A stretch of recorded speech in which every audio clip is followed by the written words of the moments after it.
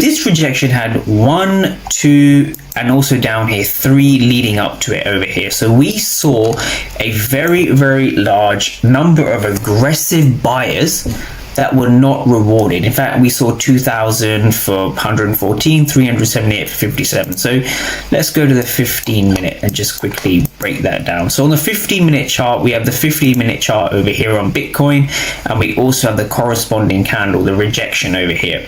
So we know that there's sell limit orders, right? Passive sellers, right? Limit orders, where there's sellers sitting here, passively sitting there. And so when you hear traders talk about support and resistance or supply and demand, you got to understand that the only reason a resistance area or the only reason a supply area is holding is because there are limit orders present. And we see that over here. And we see that over here with the rejection of buyers, right? Aggressive buyers going in with market prices in the Bitcoin futures market. And so now we're looking for our second retest.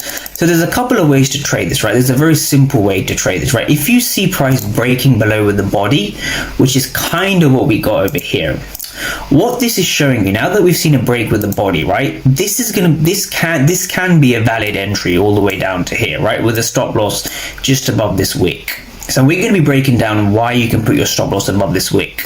But very simply, what's going on is you want to understand it from a candlestick perspective.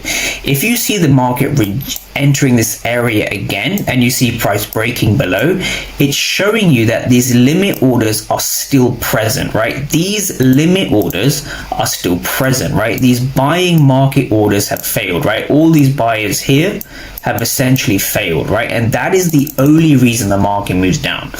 That is one simple way of looking at it. Now, another way you can look at it is by looking at the live market orders upon the second retest. And this is the way I like to trade, right? I like to trade the break and retest for what it is. I want to know what's going on in the now time frame. So you don't need to worry too much about which time frame I'm looking at. I typically look at the 5-minute or the 15-minute time frame. But you need to understand what is going on with market orders. And so if we kind of if I just bring this over to the right hand side, I want traders to kind of understand the second rejection, which was somewhere